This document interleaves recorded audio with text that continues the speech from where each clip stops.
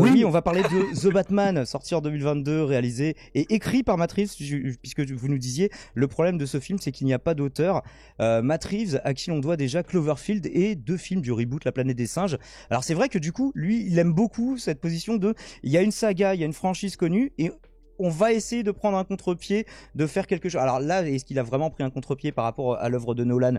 Par exemple, Durandal n'est pas d'accord, mais justement, on rentrera dans le détail. Et du coup, ouais, moi j'ai regardé ce film sur ta suggestion, Le Renard, qui m'a partagé un lien légal pour le regarder, et je te remercie. Effectivement. Alors de quoi parle ce film?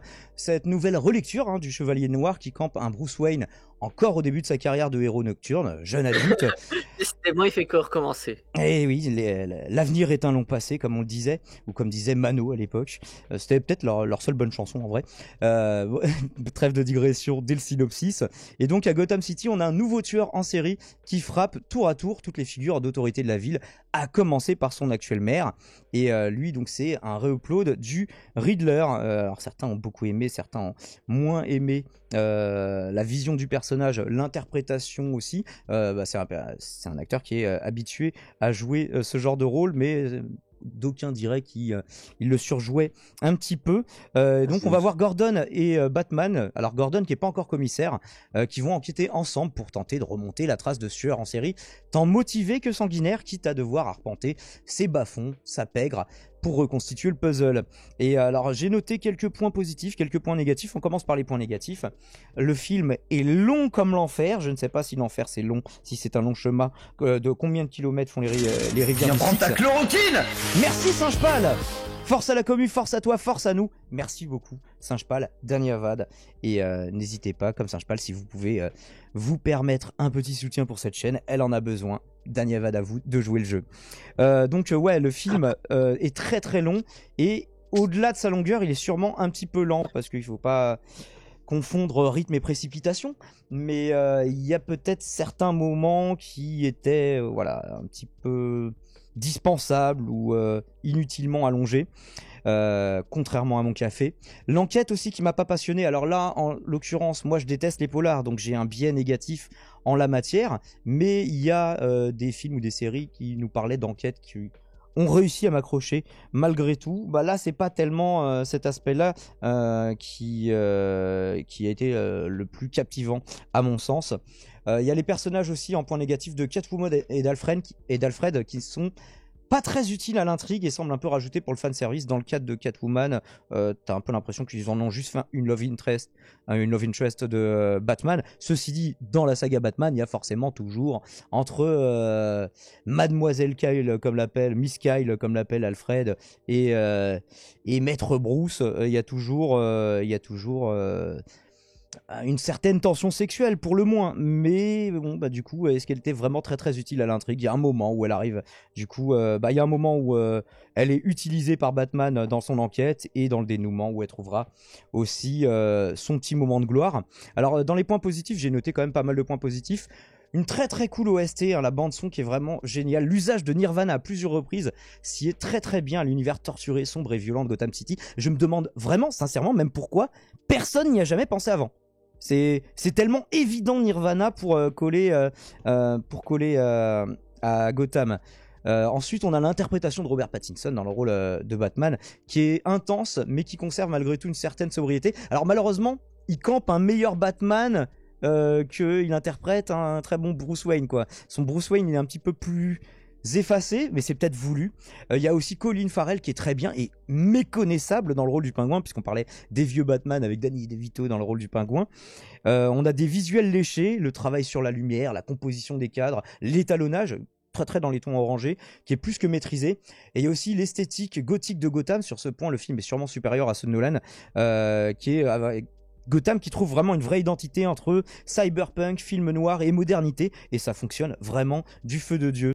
Alors je vous livre mon ressenti au-delà de cette liste de points négatifs et positifs. L'ambiance de la première demi-heure du film, alors ça je sais pas ce que t'en as pensé toi le renard, ça me faisait presque penser aux premières saisons de Dexter, avec un justicier sans scrupules qui arpente des nuits moites pour faire le travail que la police ne fait pas ou ne fait plus. Il y a aussi la relecture donc des personnages de Pingouin, du Riddler qui était bien. Même le personnage de Catwoman en soi, il était bien. C'est simplement qu'il était sous-employé. Batman, tiens, j'aimerais relancer aussi cette polémique. Batman, est-ce que c'est pas le héros de droite par excellence? C'est un riche héritier masqué qui combat des criminels prolétaires sans jamais rien changer au système qu'il ait créé, ni à la ville qu'il ait vomi au kilomètre, comme s'il se satisfaisait quelque part de son rôle punitif. Et c'est explicité plus que jamais dans ce film-là, puisque Batman dit incarner la vengeance. I'm vengeance. Pas la justice. Mais la vengeance, c'est qu'une spirale de haine sans fin. Et la fin du film le lui démontre. Puisque à la fin du film, Batman a échoué, quelles que soient ses prouesses individuelles, la défaite étant collective que totale, alors je vous spoile pas à la fin, malgré sa volonté tardive, rédemptrice, tant pour Gotham que pour lui-même. Alors on ne sait pas si c'est lui-même en tant que Batman ou en tant que Bruce Wayne, mais bon voilà, une prise de conscience un petit peu tardive qui est justifiée par le fait qu'il est au début de sa carrière de héros et qui n'est pas super héros du coup vu qu'il utilise tout un tas de gadgets mais n'a pas de super pouvoir réellement. Qu'est-ce que tu penses de ça? Est-ce qu'on a à peu près le même avis, le renard, sur ce film maintenant que j'ai fait mon tunnel? Pas trop. Le coup de la Batmobile, il y a des gens qui n'ont pas aimé C'était aussi, ultra intéressant. C'était ultra intéressant, ton point de vue. Alors, le film est long, factuellement, oui. Il dure 3 heures, je crois 3 heures, 3h30. Donc, oui, il est long. C'est un peu le retour du roi, oui. Mais par contre, j'ai pas vu le temps passer. Moi, je l'ai vu 3 fois en un week-end. J'ai vraiment. Ouais, moi, je l'ai vraiment adoré. J'ai pas vu le temps passer. Après, donc là-dessus, c'est vrai qu'effectivement, il est long. Mais après, c'est les goûts, les couleurs. Après, si t'aimes pas trop les thrillers. Enfin, les polars, forcément, là, du coup, pour le film, j'ai pas spoilé, mais on est vraiment plein dedans, quoi. Parce que là, c'est vraiment un Batman qui est en mode policier, quoi. C'est des enquêtes, donc c'est forcément, on n'est pas du tout en mode super-héros. Policier, mais pas très très toléré par la police. Et c'est vrai qu'il y a des incohérences. Là-dessus, je rejoins Durandal. Durandal qui a pas du tout aimé le film, sur le coup, qui trouve que techniquement, il est bien, mais que tout le reste est chiant as fuck. Mais... boring as hell. Et par contre, je suis d'accord avec lui sur un point, c'est que il y a des incohérences au début quand il arrive et que visiblement ça fait plusieurs années, il a un bas de signal dans le ciel, il connaît des gens de la police, il est pote avec Gordon, ça fait des années qu'il arpente les rues, et quand il croise un gang, les mecs ils lui font ouais PTDR t'es qui? Alors qu'il pourrait. En fait, tu vois, c'est juste pour lui faire dire I'm vengeance. Alors qu'il pourrait très bien le faire. Avec ça. Tu vois, il pourrait dire tu te prends pour qui? Et là, il lui répond je suis la vengeance, et ça aurait marché quand même sans être incohérent. C'est pareil, les flics qui font des semblants de c'est qui ce gars-là masqué. Bon, bah ça fait 2 ans qu'il est dans les enquêtes de police, mais bon. Mais non, en fait, oui, en fait, ça fait 2 ans qu'il est là, mais il est pas encore accepté par la communauté de la police, quoi. Et Gordon le prend sous son aile, c'est un jeune Batman, et en fait, il est encore animé par la vengeance. C'est pas encore la justice, tu vois, c'est la vengeance qui l'anime. Et d'ailleurs, tu l'as bien dit, on fait un peu comme Dexter, tu vois.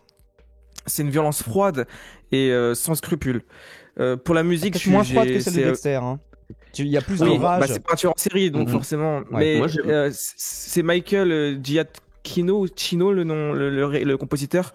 La musique est incroyable et le thème de Catwoman, je l'écoute en ce moment pas mal. Le thème de Catwoman, je t'invite à l'écouter, de The Batman, il est magnifique. Ouais, moi, j'ai pas encore vu le film, mais j'ai lu le comics Batman Imposter qui fait suite au film. Et en fait, ce que tu viens de dire, Daimon, il y a un passage, en fait, c'est Bruce Wayne, enfin, c'est Batman qui se retrouve chez la psy de Bruce Wayne en sang, presque en train de mourir, et elle découvre qu'il est Batman, et elle lui fait un peu la leçon, quoi. Elle lui fait la leçon en lui disant, mais enfin, vous êtes pas un psychopathe qui se déguise en chauve-souris de la nuit pour casser des gueules. Et elle lui dit aussi, Bruce, vous êtes un Wayne, nom de Dieu. Vous voulez aider Gotham, créer une fondation, présentez-vous à la mairie, à la présidence même. Et ça, c'est très vrai. Il a les moyens financiers d'aider Gotham autrement qu'en allant casser des gueules le soir et en se déguisant en chauve-souris comme un psychopathe, quoi.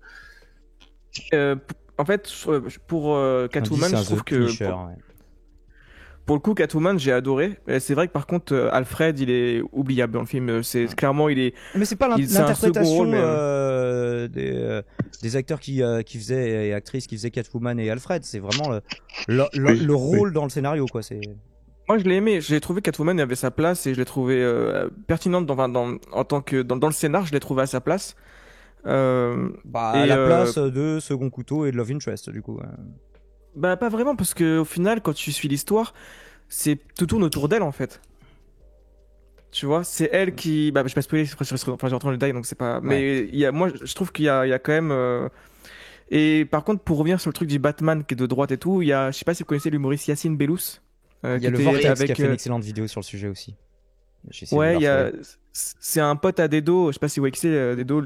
Yacine Bellous, c'est un humoriste et il a fait un sketch sur justement Batman et de droite qui est très très drôle.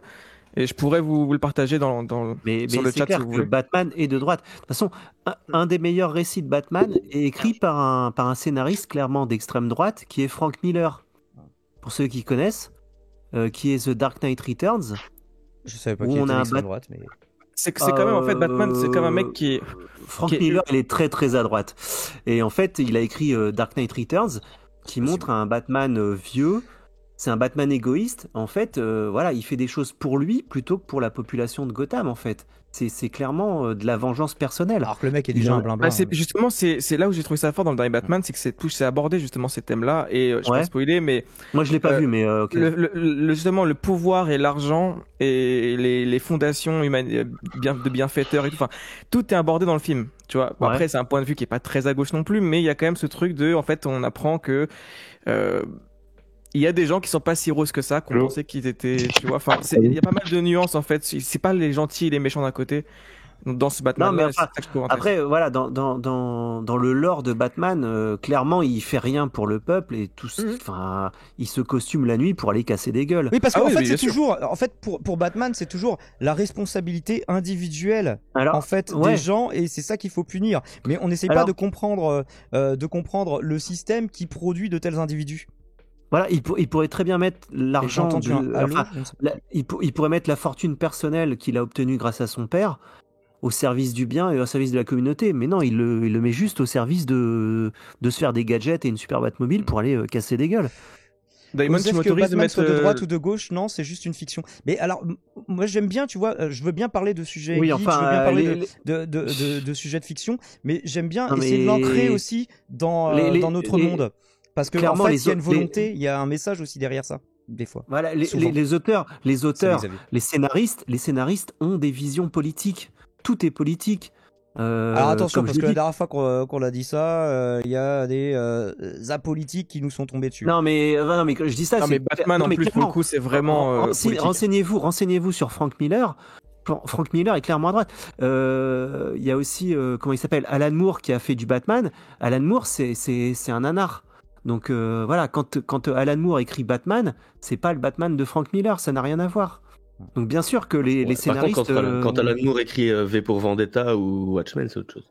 Bah voilà, là c'est de l'extrême gauchisme, c'est de l'anarchisme. Watchmen, je suis pas sûr. Watchmen, extrême gauchisme, le rôle de Rock, c'est Rorsch.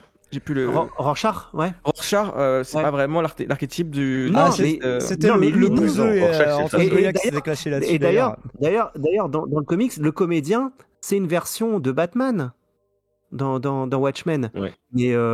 Mais comment Alan Moore, c'est un anarchiste.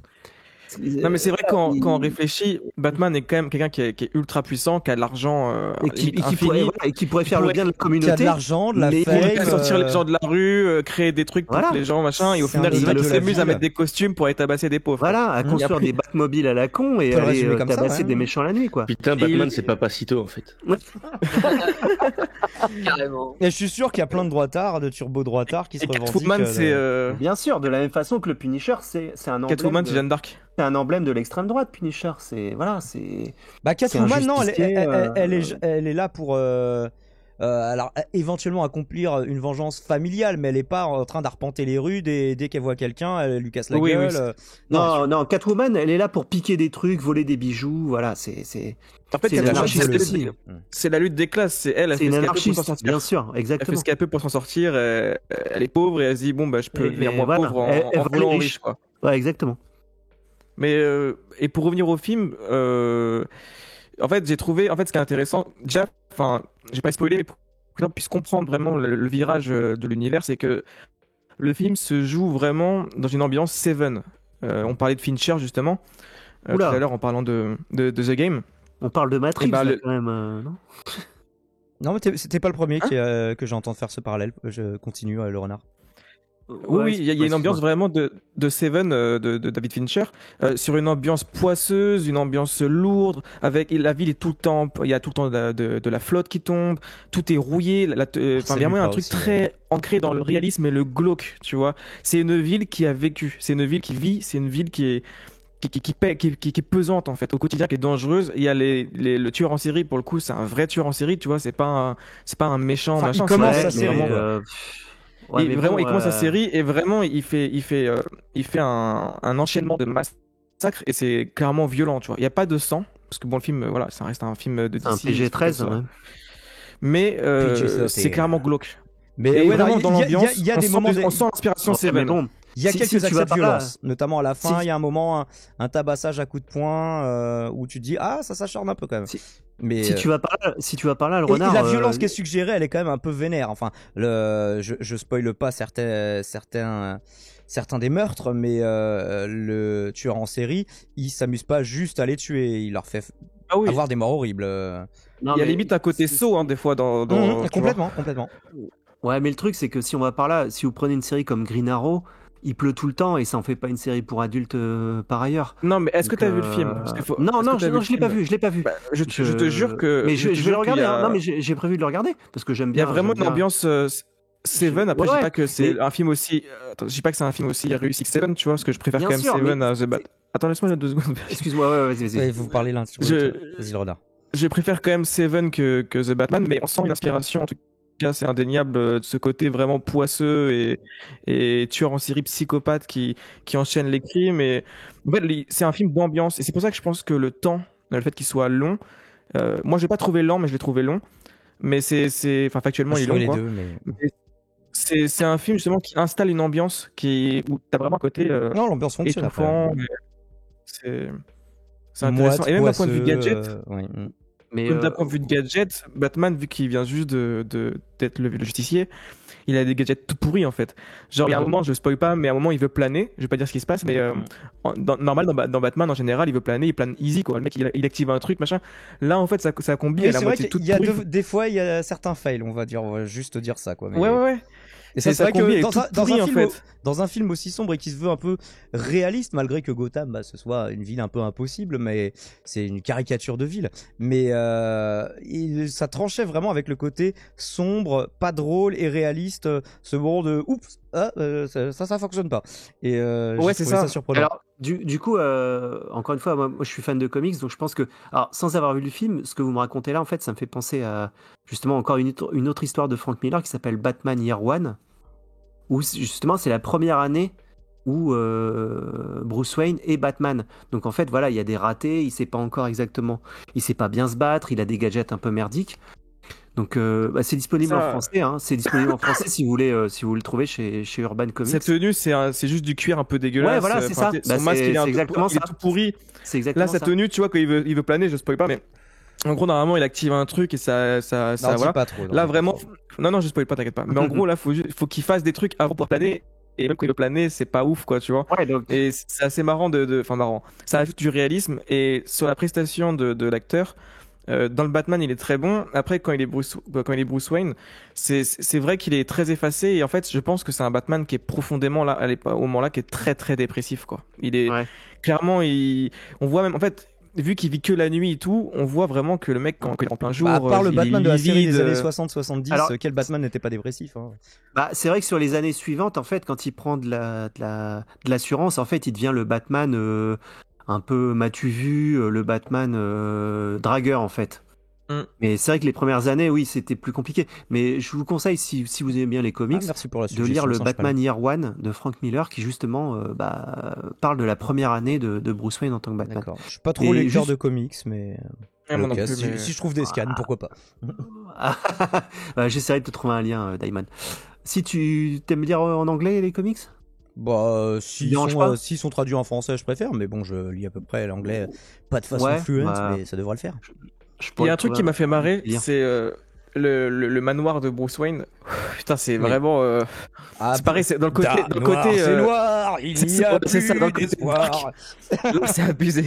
La maison où il vit, c'est vraiment. Too much, ouais. Comme il y en a qui disaient que l'interprétation du Riddler, elle était un peu too much, mais. Ça, Moi, va, le- mais moi j'ai aimé ça. par contre. Moi, j'ai trouvé bien son Le- interprétation. Il est connu en plus, l'acteur, pour ça. Attends, il faut que je retrouve le nom parce que c'est dommage de parler de lui sans le nommer. Vraiment, je réinvite les gens, quand ils auront le temps, d'écouter le thème de Catwoman. Vous tapez Paul The Dano. Batman, Catwoman, et le genre bande-son, tu vois.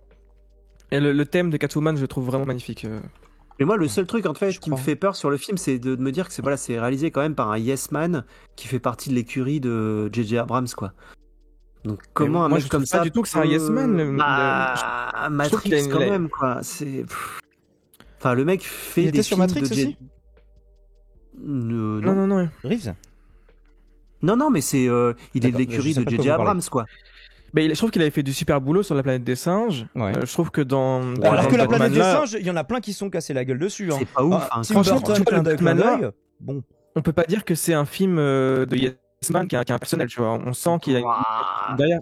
Ah, Bah au non, tu niveau, l'as pas vu. au niveau artistique, au niveau technique, clairement. Alors après, est-ce que ça réinvente Après, l'eau moi, je suis chaude fan de Attends, l'origine. juste, je suis termine fan un de peu un l'original. truc, Nico Berger.